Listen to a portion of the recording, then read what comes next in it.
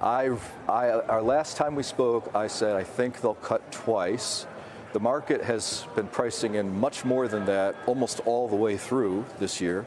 We've had times where there were 5 cuts priced in. I think now it's at 2.5 over the next, we've only got a little more than half a year going here, not that many more meetings. I do think they'll cut rates, but I don't think it's going to be because of much better inflation data, because I don't think it's going to get much better.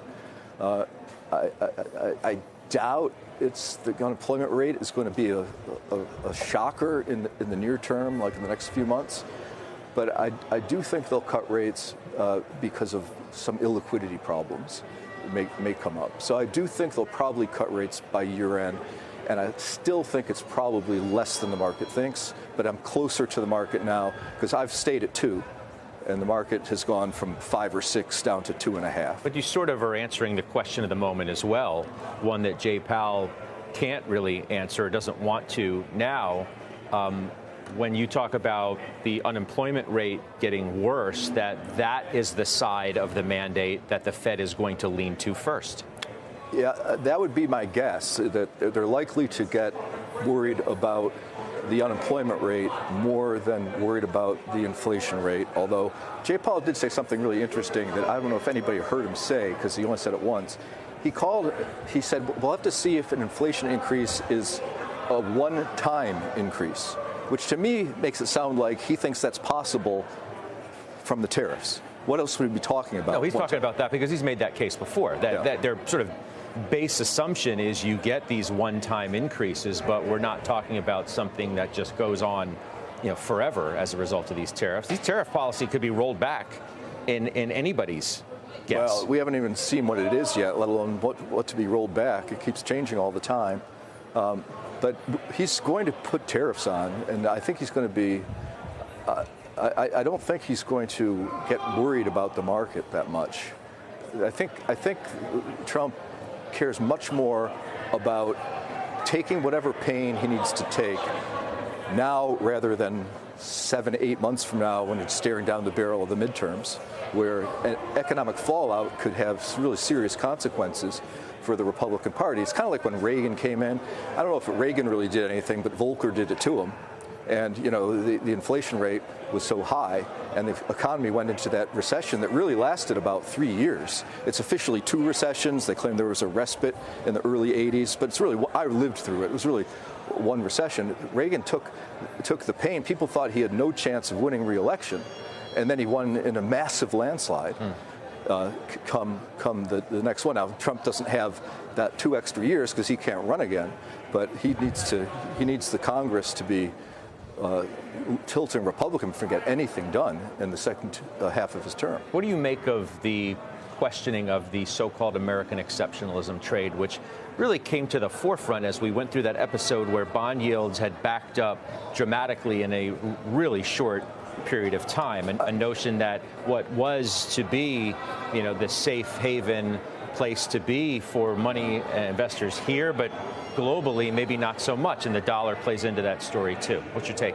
I think the so-called American exceptionalism trade is really nothing more than a momentum trade, observing that money has poured into the United States from overseas over the past, say, 18 years.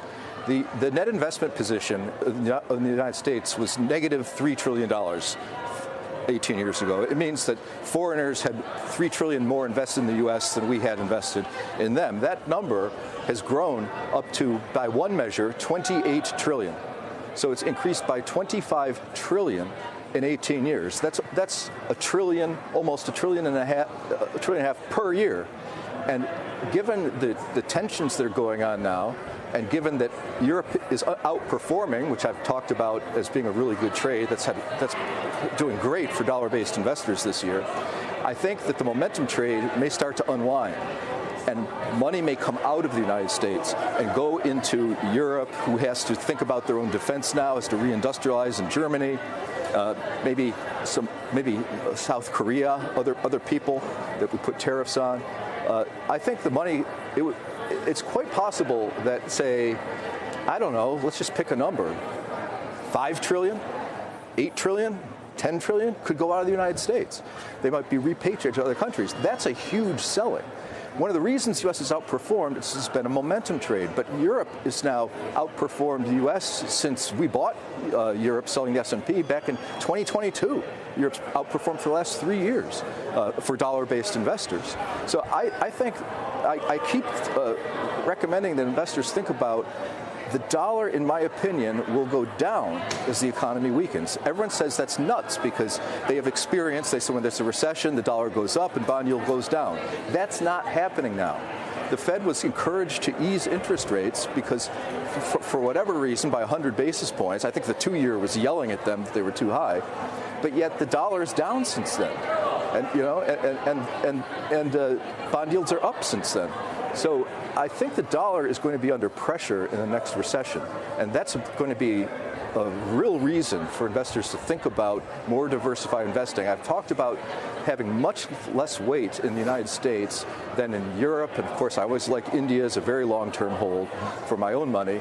But I think that's going to be a trend that lasts, because the trend for the dollar momentum lasted so long, so powerful. The valuation, if you look at U.S. S&P, U.S. stocks, and all the rest of the world, ex-U.S., so the whole rest of the world stock market, just compared to the U.S., there were 2 periods that were considered to be absurdly overvalued in the United States. The highest period was in the early 70s, called the Nifty 50. And it had gone up about 100% versus the rest of the world. The second one was in the dot-com situation in 1999, which wasn't as egregious as the Nifty 50. But now the valuation, that after this long move of so-called U.S. exceptionalism, this valuation is double what the Nifty 50 was. Versus, as overvalued as people thought, this is nuts that the Nifty 50 market was so high versus the rest of the world. We're twice as high and already rolled over.